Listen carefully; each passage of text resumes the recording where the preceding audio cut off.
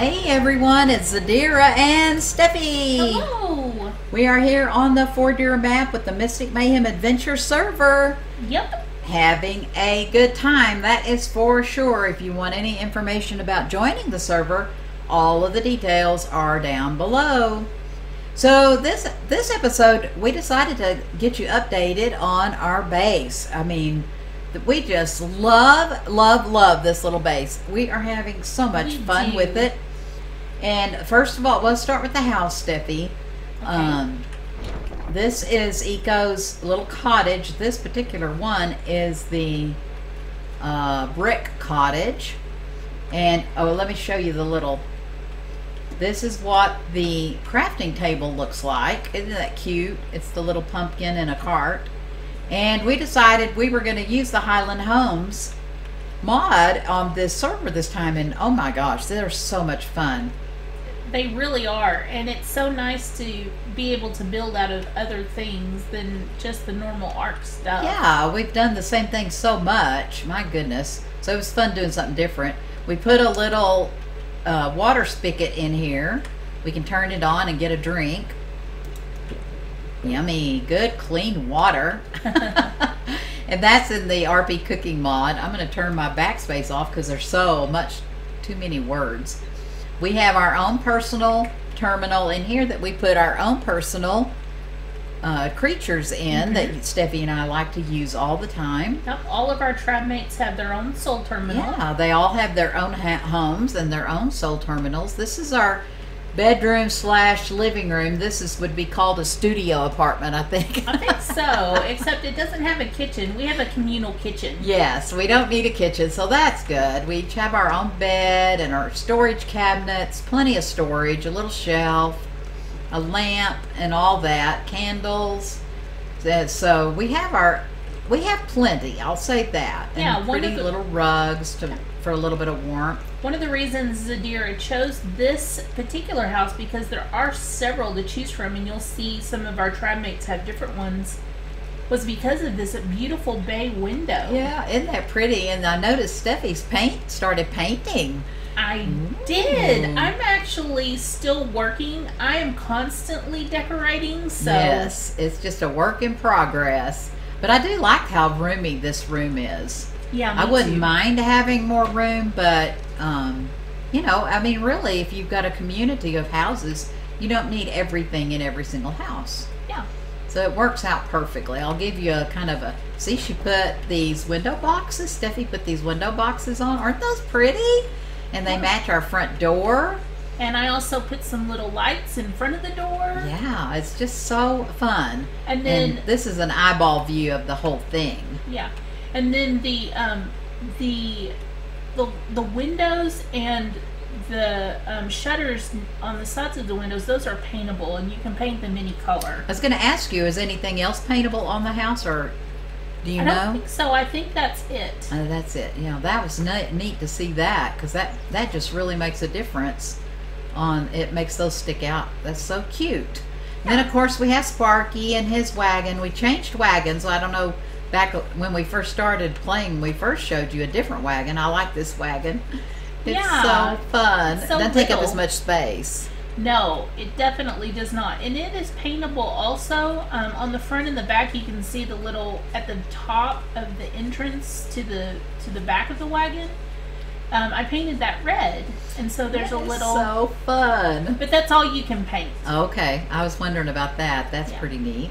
So over here, let's start on this end. We did a wall. The non-decorated end? Oh no! We started on this end and put a wall all the way, except when we get around, we'll show you. We didn't have to have a wall all the way around because of the height of our land, keeping animals out. So this is Carno's house. This was his tree house. Isn't that awesome? I painted his shutters green. Oh, he's gonna like that. Yeah. And then he has a little bit different door. Yeah. Still around but so you can change the doors out. That's one thing you can change. So that's Carno's tree house. And then you go around this way, and here's our barn. We do have our cows, I guess.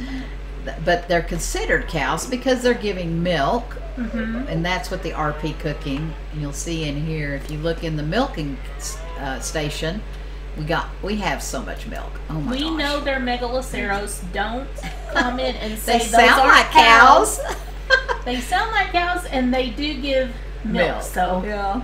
But in the RP cooking, you have the choice of if you want to use some mods have cows, and you can actually fix those on your server to be cows. Yeah. The cows that you need for the milk. And then, of course, there's our hatchery. We're not using that anymore, but it's just for looks. We don't need to use it. And that dodo's just sitting there just talking. And then here's our wonderful workshop. We're not even going to call it a barn because it's a workshop. And man, oh man, it's amazing. So you go around this way, you'll see we have all of our storage boxes nicely painted. Steffi loves to paint colors so that we can, I don't know, it just looks so much better than brown. It's easier to tell them apart. You kind of get in your mind what color goes, what things go in what color, and it just makes it easier to put stuff away too. Yes, it does. And here's our generator that we have to run all these things, like the grinder. So it just, how many floors do you think this is across, Steffi? I wonder, 6 maybe? Because the grinder fits perfectly right there in that little spot. I think I did 8. Well, no, that's not true. I'm thinking this is 4, and then 1 more, so maybe 5 across. I honestly don't know because I looked at I just kind of placed it where I wanted to on the land. The fence was already up, so I didn't want to get it too close to the fence. It just happened that everything is working perfectly. It was pure luck. Yeah.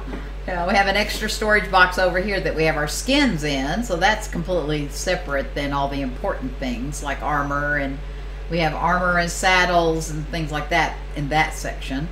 Then we just put up our egg incubator. We are getting serious, guys. We have got to get these boss battles done, so we're needing some wyverns.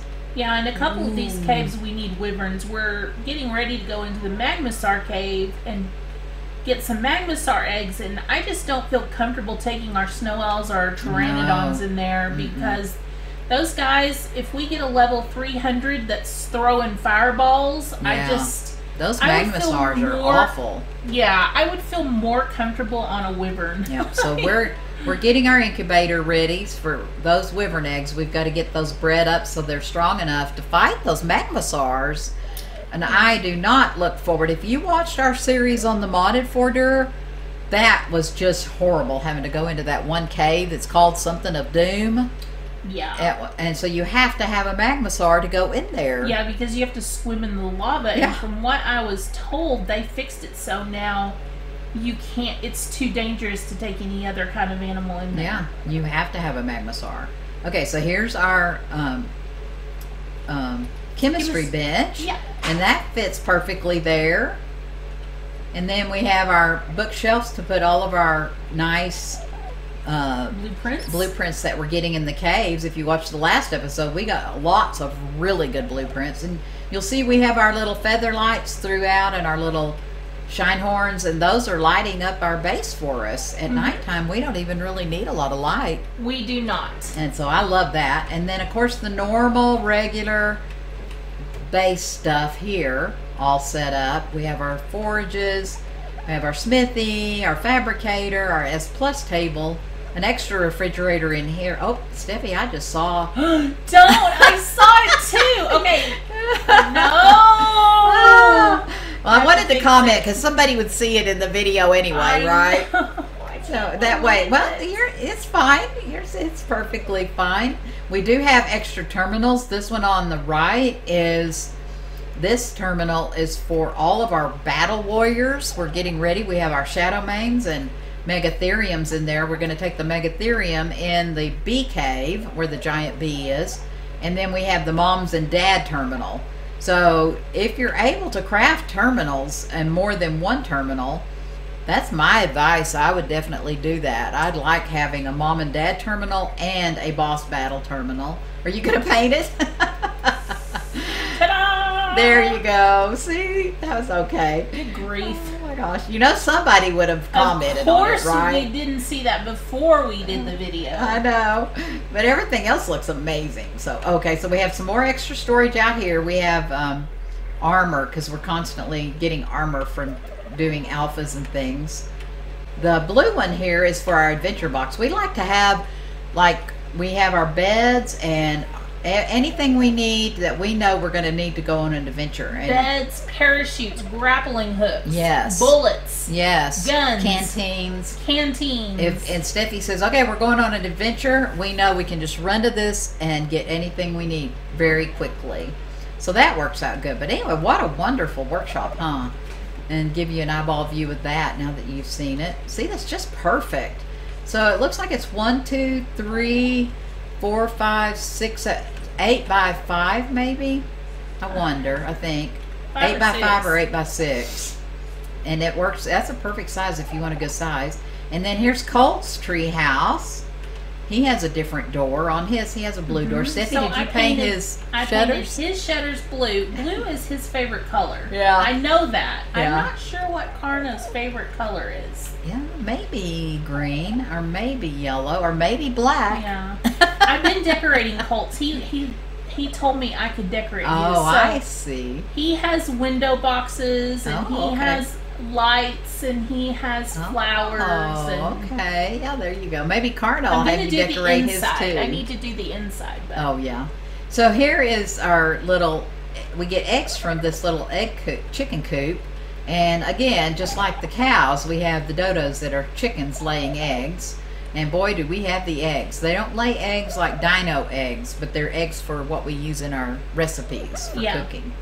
And that works out perfect. Yeah, because we don't need eggs for kibble. We have immersive taming. And so that's all we need eggs for. Yeah. So here's our garden. We've shown this in a previous video, so I'll just do very quickly. We actually went over some of the things that are very necessary on how to do the RP cooking gardening. So be sure and check out that video if you want to know some specifics. But this is or if you see anything you're not familiar with and you're going, what was that? Yeah. It's Because I do have the RP backspace cooking. off, so you can't see. But anyway, it's our outdoor kitchen, and boy, it has just turned out to be such a great thing for our tribe. We can all come in here and make anything we want. Well, again, we have 2 more terminals. This is the terminal for our working dinos, like the Doey and the Yankees, the Argents to carry the Yankees, those kind of things. The beaver, all of those working animals. The snails, because they put out polymer and cementing paste, and on and on and on. This one is for extra animals. Any animals that the tribe doesn't want to have in their terminals, we're just throwing them in here just to have them in there, just have a place for them, because otherwise they fill up the other terminals. And things like pegomastics oh lordy that Don't tame get me us started. But look at that beautiful flower that Steffi put. Isn't that perfect for the garden? Oh my goodness. So that's our garden. We're breeding thylas right now, and so we've got them made on mating, and so we're getting those bred up. And then here's a little mushroom house, and we have our parasaur that says welcome to the mayhem whenever any visitors come to the base. So that's very fun. And then this is kind of our new addition. We put this barn on here quite a while ago, but have never really done anything with it. And we've already been told that we needed to put a fence around it because they were able to get up there on their baryonyx. So we decided, to be safe, we better have some kind of a fencing. But we decided this was the perfect place to put our gachas. And if you saw in one of the episodes where we tamed a gacha on Asgard, we went back and got more gachas. This gacha gives us black pearls, of all things, so we're happy about that. And this gacha gives us metal, so we're extremely happy about that, because tell them about the best way to see. If you guys watch, or if you see, there are little sparkles above it. That's not because these are shinies. Those sparkles Tell them what that means, Stephanie. That means that your Gachas are super happy. Yay! So what you need to do with Gachas so that they're happy is you need a male and a female, and you can have the same gender, but they have to be further apart. They don't like to be around other Gachas. Mm-hmm. But a male and a female is the most ideal, and then you want to have them a little bit apart.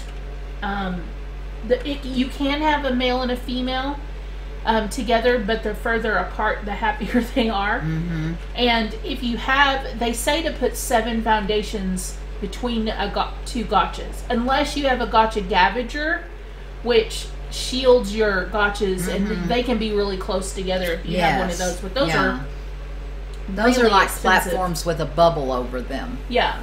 So it's like they can't see the other Gacha. Yeah. But what we do is we put metal. We fill these guys with metal. And the fact that guy's making his own metal makes it really easy. And then they really love the stone and metal. Mm-hmm. So at first we did not have sparkles. Yeah. And so we had to make some adjustments, and their number one most loved thing is owl pellets. Yes. So what you want to do is you want to get you a couple owls. Let me show you in here. This is our barn. This is another one of Eco's buildings. Mm-hmm. This is our oh, did I turn it off? My backspace is off. I turned it off, so it's activated. And so what you want to do is you have different collection options and distribution options and poop options. So we have this one very simply just set to pick up crystals. That's all it does. And look at all those crystals. I'm gonna go ahead and, if I put crystal, and then I can bring all those over, we'll open those up and I'll show them to you. But on here, this is another terminal. Well, I don't mind having lots of them, since if we're able to make them. And so what you want is you want to look at your options, and we want to look at automation, and we have the passive generation, miscellaneous poop, and poop. I don't know, I don't think they're considered the same as pellets, but I clicked them anyway. But we don't have anything else clicked. We just are thinking about pellets.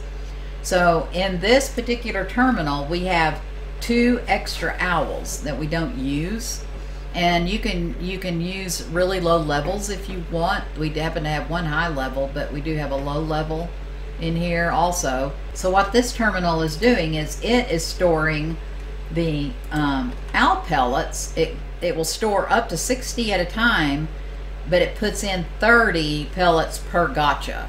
So it continually puts in the pellets into the Gachas. Yeah, so, right into their inventory. Yeah. So this is making our owl pellets for us. It's sending the pellets to the Gacha. The Gachas are throwing out the crystals, and we have this thing picking up the crystals. Yes. So if we would have a crystal cracker, but we are not able to do element yet. We're going to get to that point eventually. Yeah, and I think you have to be level 95 to be able to craft the crystal cracker. Pretty high level, but you also have to have the tech. Replicator to make it. And we need 100 element to make the tech replicator. Yeah.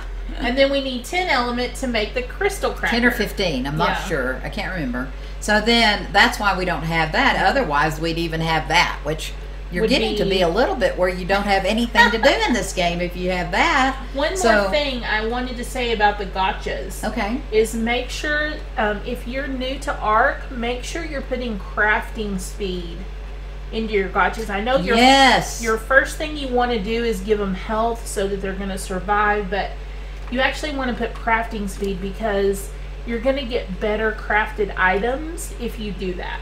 And right now, Juliet, we have Romeo and Juliet only has owl pellets in her, which is fine, but she's not going to give us extra good stuff.